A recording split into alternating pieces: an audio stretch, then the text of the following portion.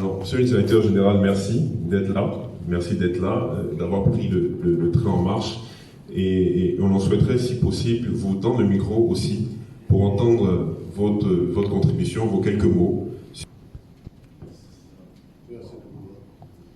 Merci beaucoup et merci aux panélistes que j'ai pris en chemin. Je suis très content d'avoir été invité déjà par les Young Bankers Club.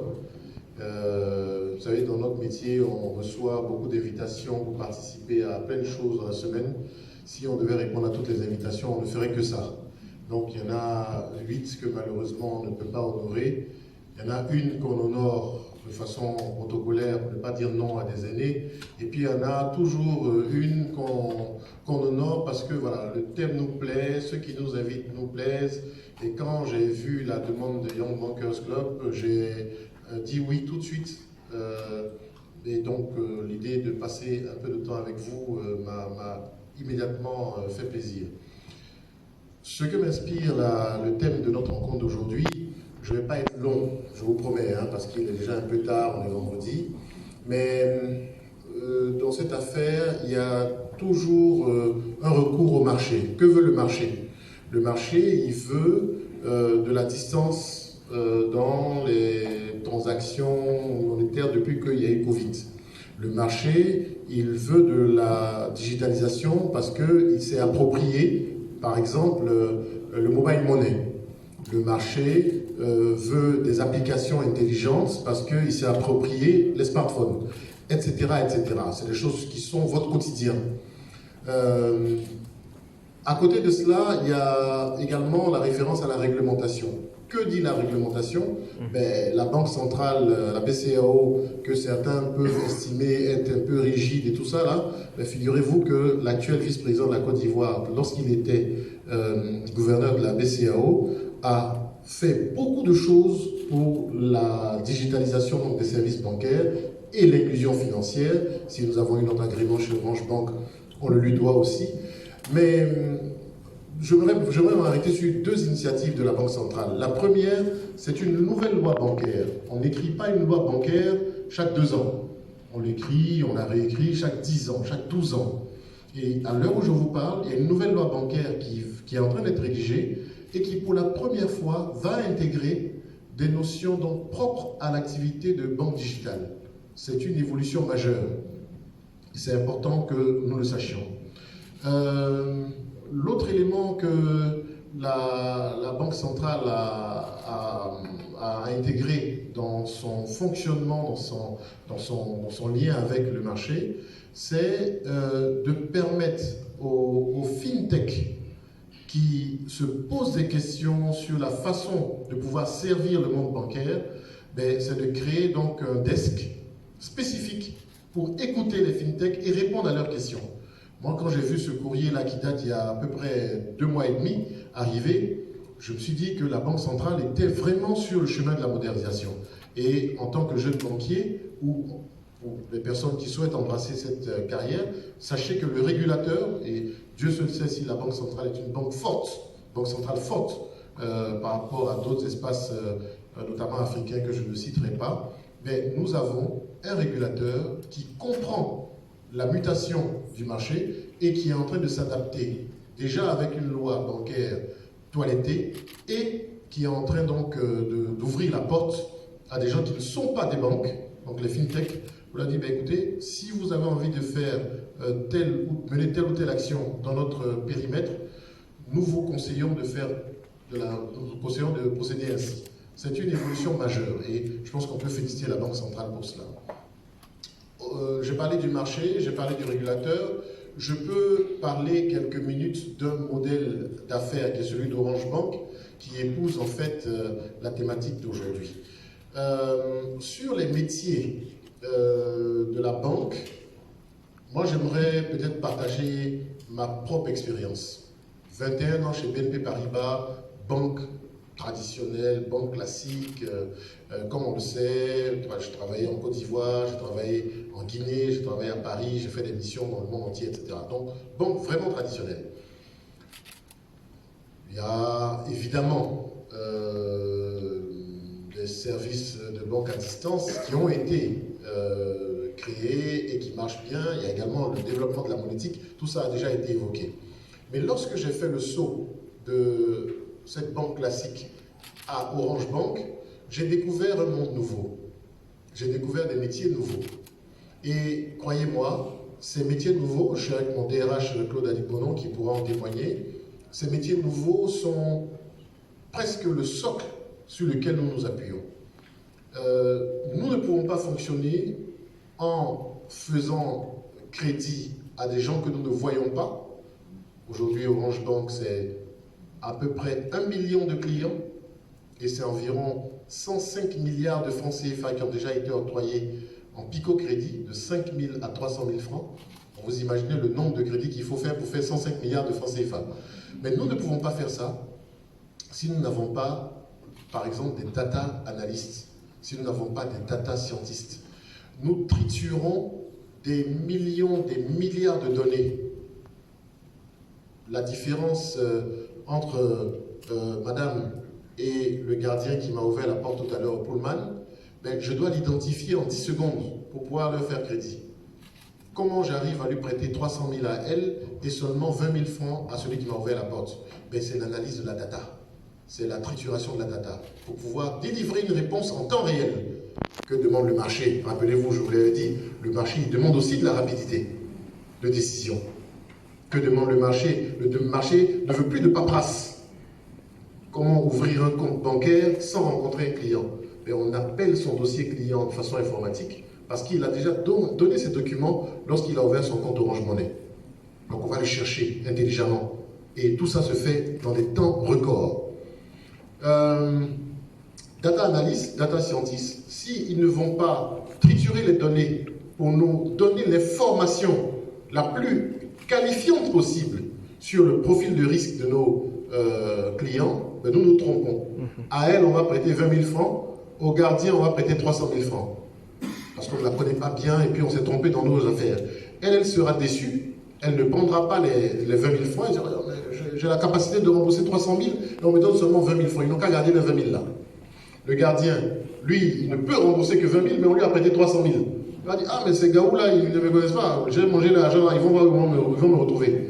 Et il prend les 300 000 et on ne le voit plus. Impayé, défaut, provision.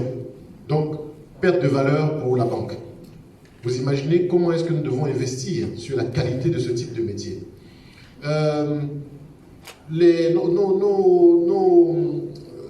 Nos collègues qui sont sur les réseaux sociaux et qui travaillent sur notre e-réputation, avant, on le faisait de façon accessoire. Aujourd'hui, croyez-moi, c'est un métier à temps plein de suivre notre réputation sur les réseaux sociaux. Et je ne peux pas sous-traiter ça à un stagiaire, et puis, bon, quand il veut, il fait, quand il ne veut pas, il ne fait pas, et puis rien ne se passe. Non, c'est un ETP, c'est un équivalent de temps plein, c'est un employé qu'on prend pour faire ça de façon permanente. Nous avons également, dans la partie de la vente, nous devons travailler à peut-être questionner notre façon à pousser de façon digitalisée, par SMS, par WhatsApp, le bon produit au bon client. Dans notre base de clients, nous avons des clients inactifs, des clients qui n'en prennent pas. Mon challenge à moi, c'est de faire en sorte que Monsieur X, qui est dans le fin fond de la Côte d'Ivoire, qui a ouvert son compte Orange Bank, mon challenge à moi, c'est de lui donner la bonne information au bon moment pour que cela puisse susciter son intérêt de demande de crédit. C'est le crédit qui nous fait vivre entre nous. Et bien ça aussi, c'est des choses qui font l'objet de formation, c'est des choses dont on a besoin. Sur la robotisation, croyez-moi, j'ai beaucoup d'humilité sur le sujet parce que mes gars, là, ils sont bons. Sur la robotisation, aujourd'hui, nous travaillons avec des robots pour valider des entrées en relation. La Banque centrale nous a dit, client d'Orange Money, vous appelez son dossier client, fine. Mais Orange Money est un EME, vous êtes une banque. Nous souhaitons que vous validiez en second ressort le client que vous onboardez chez vous. Donc, il faut que l'œil puisse regarder la CNI, la carte d'identité du prospect, et ensuite on appuie sur le bouton de la validation de l'entrée en relation. Eh bien, on a conditionné des robots pour le faire. Aujourd'hui, j'ai 4 robots qui, tous les jours et le soir, l'avantage des robots, c'est qu'ils travaillent la nuit. Le soir, là, il entend les dossiers. Il fait les vérifications que, au lancement d'Orange Bank, nous faisions en fait à l'œil nu. Et ça nous fait gagner un temps fou. Ça nous amène à optimiser un peu le robot, parce qu'il y a des fois, Kofi, il ne voit pas bien le i, parce que la carte d'identité a été photographiée avec de la lumière au-dessus, et il ne voit pas bien le i, il rejette le Kofi. Donc il faut repasser derrière, et bon, on sait que ce qui est à la fin là, c'est i. Et puis on fait l'onboarding. Donc voilà, on travaille sur tous ces métiers en même temps, et peut-être sans être trop long, moi j'aimerais inviter ceux qui sont intéressés par cette matière à vraiment être attentifs à l'évolution du marché. Les choses vont très vite. Les choses vont vite. 65 personnes chez Orange Bank, pas plus. Nous n'avons pas vocation à ouvrir des agences dans tous les quartiers et tout ça là, parce que notre agence, c'est le téléphone. 65 personnes. Et de plus en plus de banques vont aller vers ça. Si vous regardez les grandes banques européennes, je peux parler de l'exemple de Société Générale ou de BNP Paribas, ces banques-là sont plutôt dans la tendance de la fermeture d'agences qu'à l'ouverture de nouvelles agences. Donc ceux qui sont intéressés par le métier du retail banking doivent se dire que, voilà, Madame la DRH l'a dit tout à l'heure, ils doivent se former et s'intéresser aux changements, aux mutations qu'il y a dans ce secteur, parce que les choses vont vite. Voilà ce que je voulais partager avec vous. Mon sentiment pour finir, c'est que j'ai vraiment beaucoup de chance de diriger une banque digitale. Parfois on me demande, mais Jean-Louis, tu as quitté une grande banque, BNP Paribas, BCC, après BC Burkina, et puis tu es venu dans une banque digitale où il y a 65 personnes seulement, vous recommencez à zéro. Moi, je ne peux que souhaiter à toute personne qui est intéressée par le secteur bancaire d'avoir la chance d'aller construire une banque à partir de zéro. Vous voyez, toute ma vie, ça restera une expérience sans précédent. Ouvrir une banque de zéro, zéro procédure, pas beaucoup d'effectifs, il faut recruter, construire l'agence siège, investir dans le core banking system, donc dans l'IT. J'aurais pu parler aussi de la sécurité informatique qui est en mutation permanente. Nous avons été attaqués plusieurs fois. On a toutes les données là-dessus. Je touche du bois, je n'en ai pas à côté de moi, mais on considère que je touche du bois. Nous avons eu 0 intrusion jusqu'à aujourd'hui. Pas parce qu'on est les meilleurs de la classe, c'est parce qu'on fait le job méthodiquement et parce que nous sommes dans l'anticipation. Rappelez-vous ce que je vous ai dit tout à l'heure. Écoutez le marché, écoutez le marché. Le marché nous apprend qu'au moment où nous sommes en train de parler actuellement là, il doit y avoir des hackers, des fraudeurs qui sont en train de faire une réunion aussi pour attaquer les banques. Eh bien, nous devons être à travers cette veille permanente, et ça aussi c'est un métier important pour aujourd'hui et pour demain, et pour ceux que ça intéresse, c'est des métiers qui sont très bien payés. Mais nous devons être en alerte permanente sur ce que font ou ce que veulent faire ceux qui veulent nous attaquer et faire le job pour fermer en fait les verrous, et c'est comme ça qu'on n'a pas eu d'intrusion jusqu'à aujourd'hui. Dieu seul sait le nombre de fois où on a été attaqué. Mais en tout cas, nous, on va continuer à maintenir le niveau de performance et le niveau de vigilance à un niveau international. On n'est pas dans une petite boutique ici, c'est niveau international, sinon ça peut faire mal. Donc voilà, j'ai partagé ma petite expérience. Je ne veux pas être trop long pour laisser le temps de poser des questions. Je suis aussi disponible pour répondre à vos questions. Je suis personnellement, en tout cas, vous devrez être content pour moi parce que je suis enchanté de diriger une banque digitale avec des gens très compétents, des clients qui sont satisfaits. On ne fait pas 1 million de clients en 2 ans si on n'a pas un produit performant. On ne fait pas 100 milliards de prêts avec un niveau d'impayé en baisse significative j'aurais dû le dire, pardonnez-moi, mais je finis là-dessus. L'intelligence qu'on utilise pour aller apprécier le profil de risque. Je terminerai là-dessus, je vous le promets. Quand on a ouvert la banque, le groupe Orange nous a donné quelques milliards et il a dit, ça, c'est ce qu'on appelle l'investissement pour apprendre. On va apprendre du comportement des Ivoiriens, parce qu'on ne les connaît pas. Et il n'y a aucune banque qui a fait ce que nous faisons avant nous. Personne ne l'a fait. Et donc, on a prêté 100 000, 200 000, 300 000, 500 000 clients à peu près, ou 400 000 clients. On était à peu près 15, 16 milliards, 20 milliards de prêts octroyés. Le taux d'impayés 30 jours post-échéance était de 19%. Autant dire très élevé. Quand on prêtait 100 francs, il y a 19 francs qui ne rentraient pas. Et il y a des gens, même sur les réseaux sociaux, qui allaient écrire pour dire « Ah, mais Orange Bank, là, vraiment, ils ne me connaissent pas. Hein. J'ai plus de 100 000 francs. » Avec tous les problèmes de réseau qu'on a là, ils mélangent Orange avec Orange Bank, etc. Avec tous les problèmes de réseau qu'on a là, en tout cas, moi, je ne rembourse pas l'argent.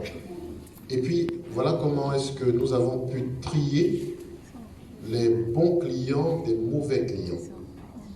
Et c'est ainsi que, grâce à nos algorithmes puissants, grâce à notre système de scoring, eh bien, nous avons pu améliorer le système d'octroi mois après mois. À un moment même, on avait même freiné la production pour bien comprendre comment les gens se comportent. Et on a réamorcé la pompe du crédit, mais en ayant en tête qu'il y a des bons et il y a des moins bons.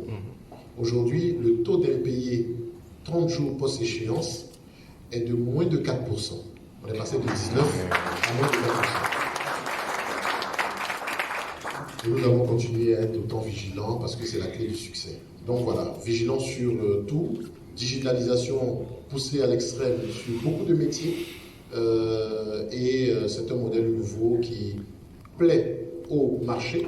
Je reviens encore, je finis avec le marché, qui plaît aux clients et qui nous demande beaucoup d'exigences. C'est ce que nous faisons tous les jours. Merci beaucoup pour votre attention.